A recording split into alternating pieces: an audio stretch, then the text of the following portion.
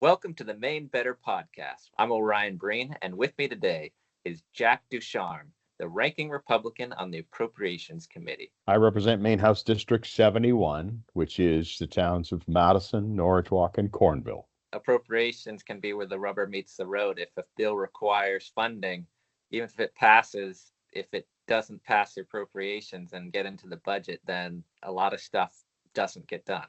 Absolutely. And quite frankly, that's what we experienced at the end of the 131st this year. There were over 200 bills sitting on the table from the first session of the 131st and the second session of the 131st, but they're dead. They're not coming forward. But 4 years of one-party budgets, when the process started, the biennial budget was $8.4 billion. Okay. That biennial budget for 24-25 is 10.4, maybe $10.6 billion. This is $2 billion in exponential growth over the last 4 years. From a fiscal perspective, the Maine taxpayer can't afford it. Just can't. You've been in the minority. If you were in the majority, what would be your funding priorities? For many years, we've done what Commissioner Van Note would talk about as doing a MacGyver budget, for MDOT. And I'm not speaking out of turn because, that term, the MacGyver budget, is out there in the ether from public testimony in front of the Appropriations Committee. And what that means is the Maine Department of Transportation would work with whatever funds the legislature could find for them. And unfortunately, that doesn't work. Recent studies have shown that we are $750 million behind in road maintenance, and we have to fix that problem. Stop and think about this, Orion, and this is one of my things with respect to pushing for transportation. If we don't have an effective transportation network, regardless of what it is, there is virtually no possibility that we are going to effectively impact economic development across the state of Maine. There's no way it's going to happen. And in the state of Maine, we have to make sure our roads and bridges are up to snuff because we have to transport goods and services and people by bus or by truck. And against that backdrop, in order to be economically viable in the world, in the global network that we live in, we have to have great transportation because people creating goods and services have to have ways to get them to the market. And the market is certainly not above the Piscataquis River for the most part. We're looking at global markets. And so we've got to have ways to get that out. Commissioner Van Note and his staff, they have done miracles with pennies for years. And it's time, because of things like the study and the way the world is working now, that we get out there and say, look, we really got to, this is a priority. This infrastructure, the movement of goods and services is what our economy is based on and what people's lives are based on. And if we want a good quality of life, we need that foundation of a healthy infrastructure and a safe infrastructure. The stuff we make in Maine can travel the world and bring dollars back into our economy. And it's really exciting, the infrastructure investments that's being made. And we have these federal dollars coming to the state. And then people think, hey, this is great. We have all this money. We can fix all the stuff that we have put on the back burner for the past decade or more. But this federal funding is so important, but it still requires state matches. Correct. And so we do need to pony up ourselves, and we're getting a bigger bang for our buck with those federal dollars, but it doesn't cost us nothing. It's not just free money. The whole idea of the way we have structured the DOT funding, Maine DOT funding, as of the 131st, first session of the 131st, is designed to provide consistency for operations, repairs, and maintenance is huge in Maine DOT because it gives them the ability to put out this 3-year plan and know that year 1, year 2, and year 3, I've got this baseline of funding that I'm going to have available so that if I can draw down these federal dollars, I've got the match already that I can put into that. And I think that's critical. And I would continue to fight to keep that funding as it is. I think there's some things that we might do to tweak it that might make it a little bit smoother in terms of the administration of it. We have got to maintain the consistency of that funding in Maine DOT. We're competing with other states for these federal dollars.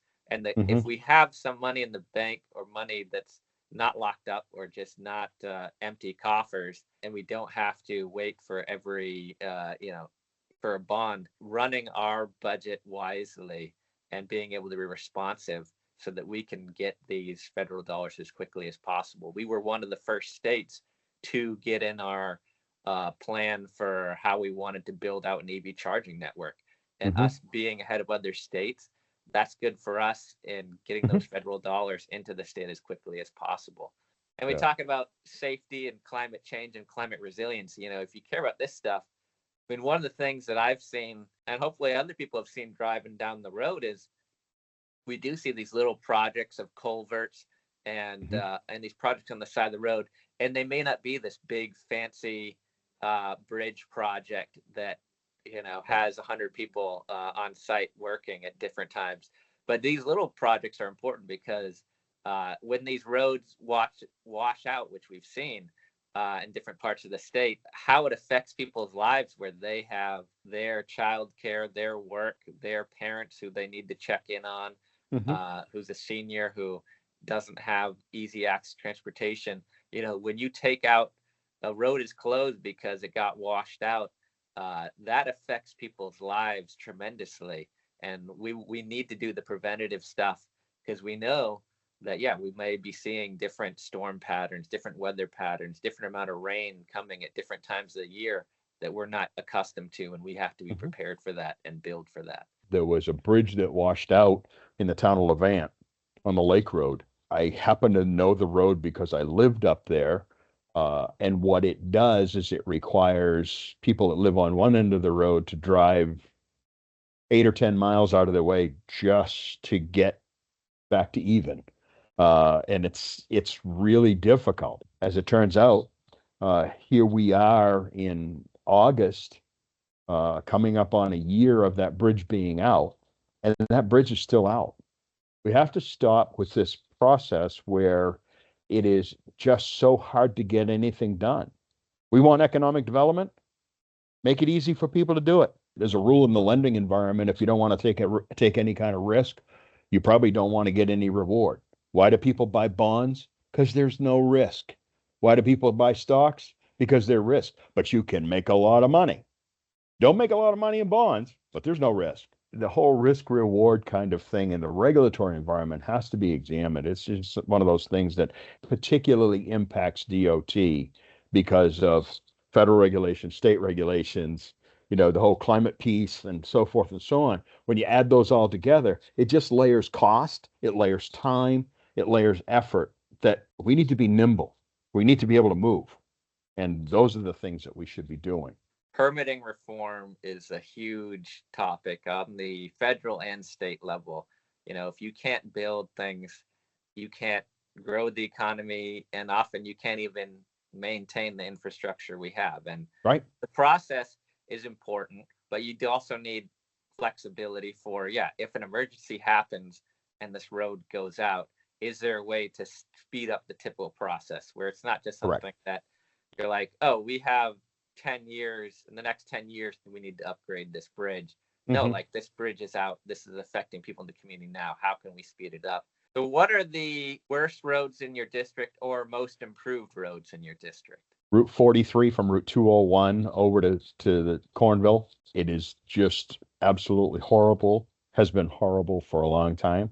Now Route 43 from Madison to Route 201 is wonderful. Well, I asked because the Maine Better Transportation Association has their worst road in Maine contest. And anybody in the state can take a picture of the giant pothole that's on their way to work or whatnot. And I believe you can win $550 around. Oh, really? I gotta write that down. So tell your constituents. It's a great, tell your friends.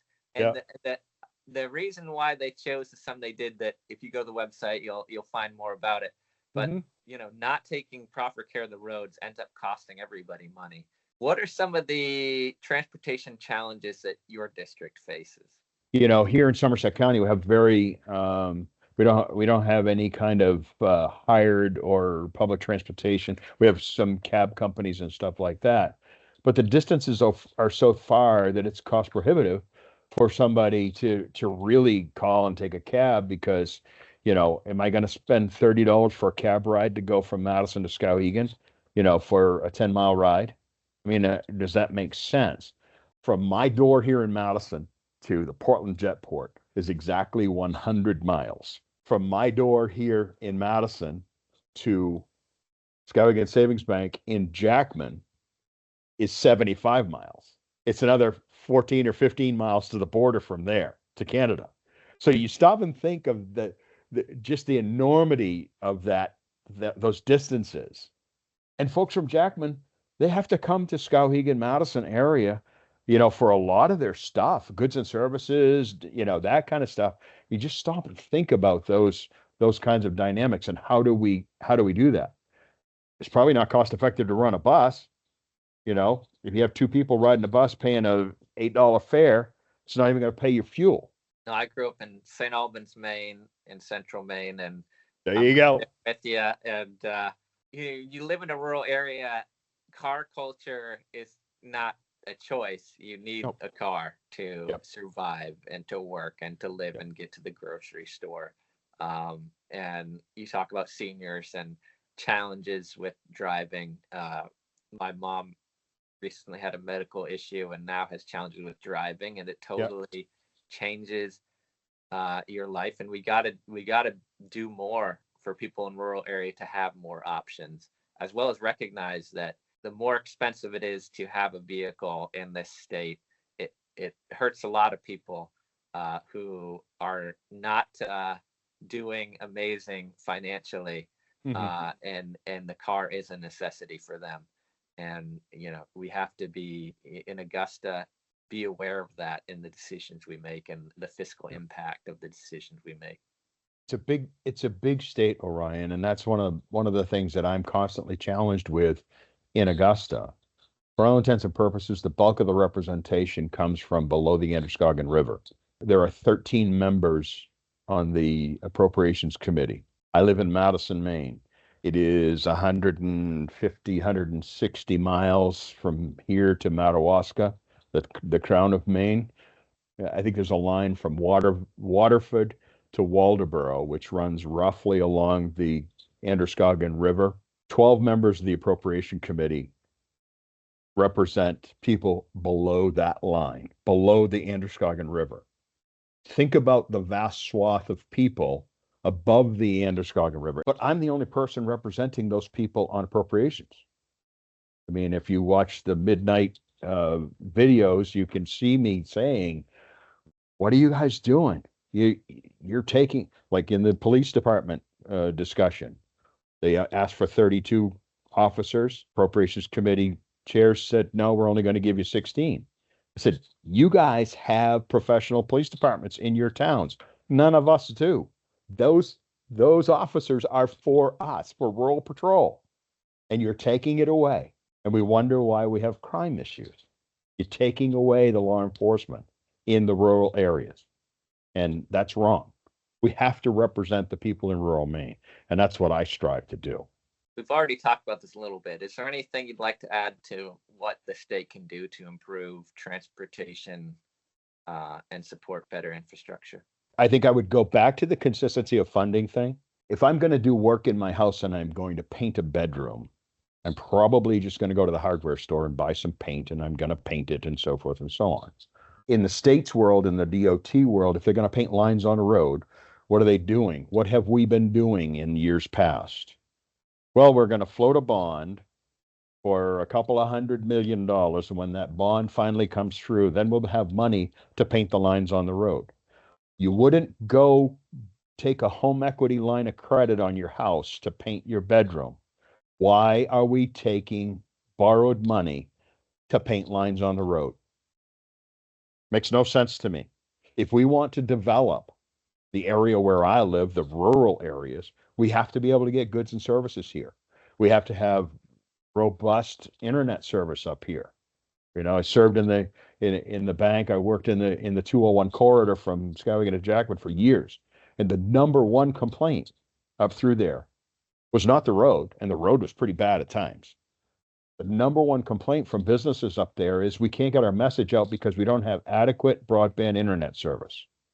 That's being taken care of, which is wonderful. Wonderful. Those are the things that have often held areas like ours back. We have vast swaths of land, below the Androscoggin. Everybody'd love to have the land we have because they want to build a bunch of houses and so forth. We'd love to have a bunch of people come build houses. You and I have talked about the housing piece. We spent $300 million in the last 4 years in housing. And what have we got for it? On a $350,000 house, $87,000 by my math. At roughly 25% of new construction, it goes to regulatory. One house, $87,000. We got to get smarter in our regulation. We have to stop trying to create affordable housing and start making housing affordable. The nurse, the teacher, the firefighter, just working class family, even people who make a family makes six figures, $120,000 in the greater Portland area.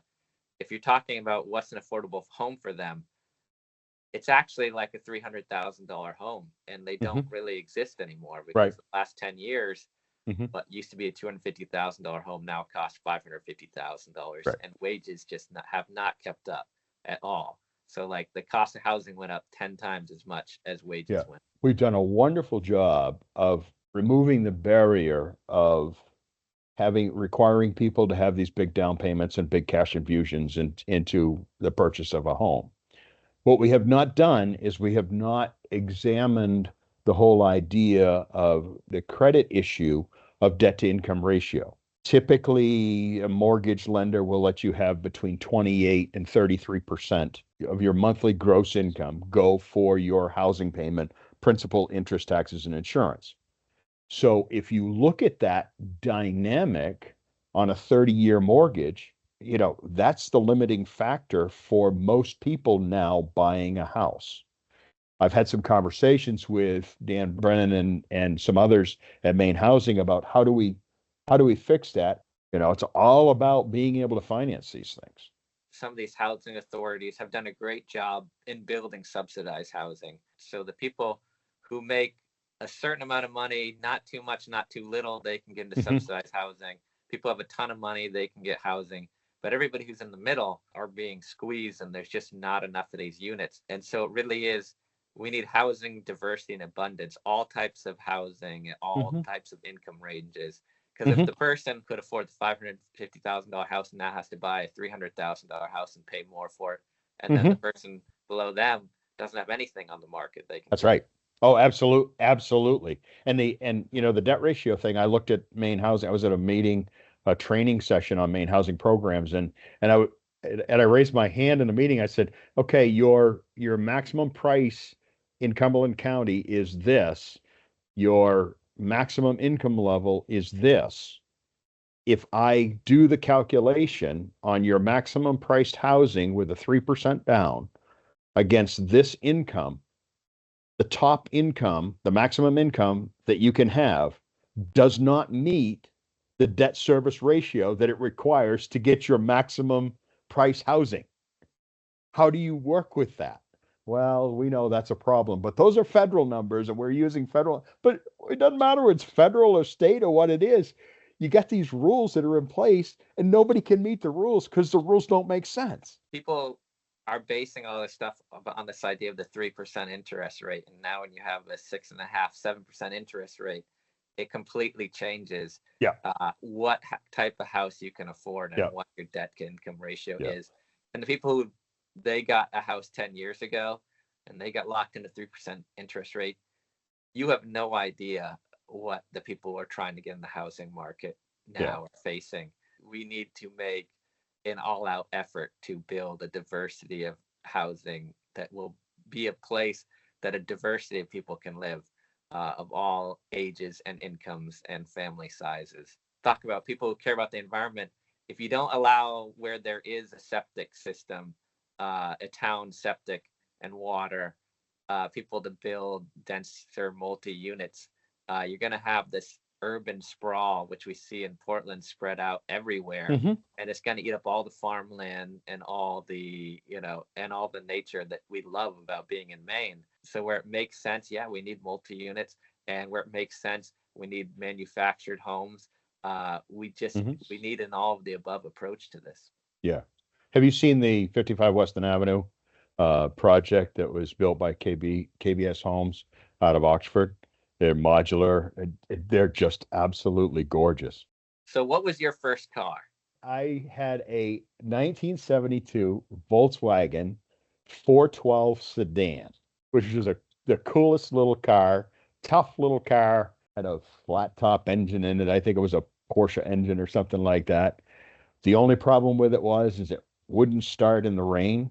So I lived near a guy that had a steep driveway. And so when it was predicting rain or thinking about raining or raining in California, I would park on a hill and then go just jump in the car, turn the key on, throw the clutch and run it down the hill so it would start, because it wouldn't start with the starter. Had that car for a number of years. Great little car. It was yellow too. You'll have to tell your brother that. My first car was yellow. That's great. Yeah, people don't know, a yellow light Breen is my brother. He's famous for his name, as well as working with the Maine Development Foundation. Yeah, good guy. Helping folks grow the economy in Maine. So you're listening to Maine Better podcast from the Maine Better Transportation Association. With us today is Jack Ducharme, the ranking Republican on the Appropriations Committee. Thank you so much for talking to us about transportation, housing, infrastructure, and life in general here in Maine. Thanks for having me on.